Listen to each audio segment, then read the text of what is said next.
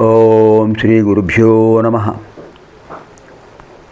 సత్సంతాన సౌభాగ్యం కావాలి అనుకునేవాళ్ళు, కావాలని అక్కర్లేదని ఎవరు అనుకుంటారు? అందరూ కావాలని అనుకుంటారు కదా. అలాంటి వాళ్ళు తప్పనిసరిగా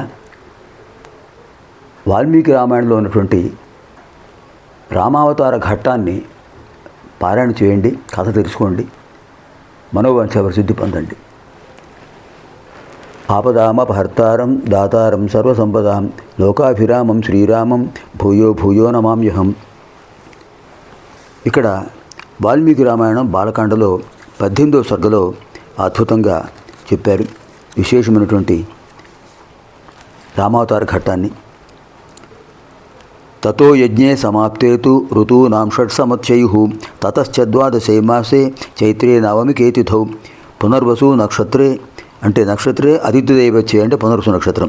స్వోచ్య సంస్థేషు పంచసు గ్రహేషు కర్కటే లగ్నే వాక్పతావిందునాసః ప్రోచ్యమానే జగన్నాథం సర్వలోక నమస్కృతం కౌసల్యాజన యద్రామం సర్వలక్షణ సంయుతం విష్ణోరర్ధం మహాభాగం పుత్రమైక్ష్వాకవర్ధనం కౌసల్యాశు శ్వేతేన పుత్రేణామిత తేజస యథావరేణ దేవానాం అదితిర్వజ్రపాణిన భరతో నామ కైకేయ్యాం యజ్ఞే సత్యపరాక్రమః సాక్షాద్విష్ణోశ్చతుర్భాగः సర్వైః సంయుతో గుణైః అథ లక్ష్మణ శత్రుఘ్నౌ సుమిత్రాజనే సుతౌ వీరౌ సర్వాస్త్రకుశలౌ విష్ణోరర్ధసమన్వితౌ పుష్యే జాతస్తు భరతో మేనలగ్నే ప్రసన్నధీః సార్పే జాతౌ తు సౌమిత్రీ కుళిరే అభ్యుదితేరవౌ రాజ్ఞః పుత్రా మహాత్మానః చత్వారో జజ్ఞిరే పృథక్ గుణవంతోన్ రూపాశ్చ రుచ్యా ప్రోష్ఠపదోపమాః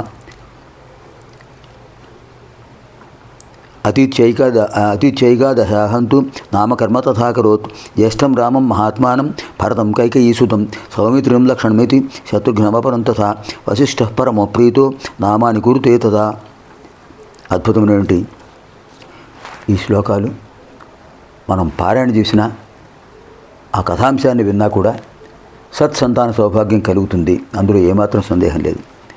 ఇంకా ఇప్పుడు మనం చదివిన ఈ శ్లోకాల్లో భావం ఏమిటంటే, దశరథుడు శాంతాదేవి ఋష్యశృంగుడు అనే పుణ్య దంపతుల సహకారంతో వశిష్ఠుల వారి ఆదేశంతో పుత్రకామిష్టి యాగం పూర్తి చేశాడు. యజ్ఞపురుషుడు పాయసం ఇచ్చాడు. 9 నెలలు గడిచాయి. యజ్ఞం పూర్తయిన తర్వాత 6 ఋతువులు గడిచిపోయాయి. సంవత్సరం కాలం పూర్తయింది.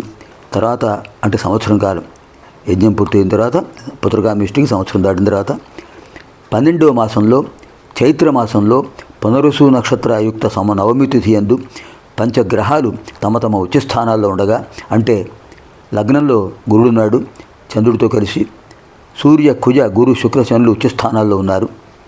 కర్కాటక లగ్నంలో కౌసల్యాదేవికి నిరాకార పరబ్రహ్మ నిరాకారుడై ఆవిర్భవించాడు. సర్వలక్షణ సంపన్నుడు, శ్రీ మహావిష్ణువు యొక్క పరిపూర్ణమైన రూపం అది. తర్వాత అమితమైన తేజస్తో ఆ కౌసల్య తన కుమారుని చూసి చాలా ఎంతో ఆనందించారు. ఆ తర్వాత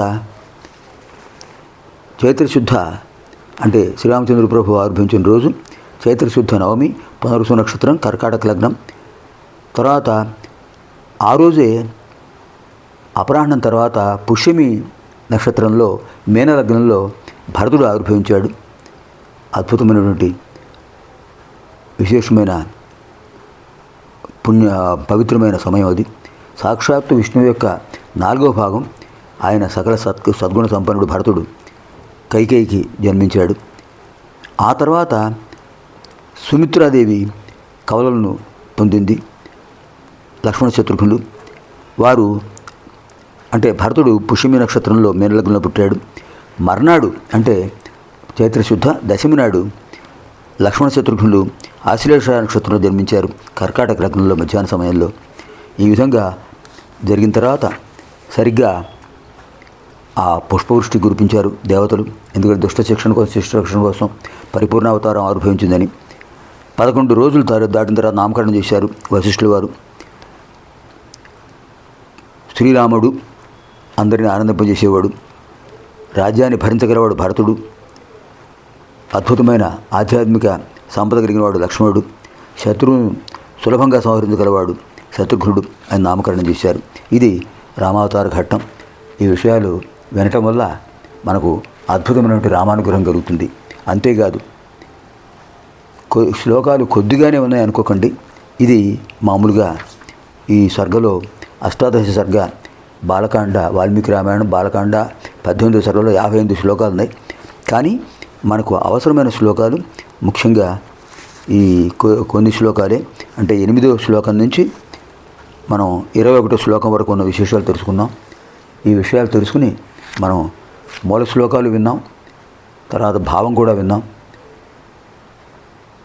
ఈ 2 అంశాలు కూడా ఎవరైతే శ్రద్ధగా వింటారో, పఠిస్తారో, మూల శ్లోకాలు పారాయణ చేయటం, కథాంశం వినటం చేస్తారో వారికి సత్సంతాన సౌభాగ్యం కలుగుతుంది. వారి పుత్రులు, పౌత్రులు, ప్రపౌత్రులు అందరూ సంతోషంగా ఉంటారు. సర్వం శ్రీ రామార్పణమస్తు. సర్వేభ్యః హనుమత్ సమేత శ్రీ సీతారామ లక్ష్మణ భరత శత్రుఘ్న దేవానాం దివ్యానుగ్రహ అభిరస్తు. శుభం భవతు. స్వస్తి.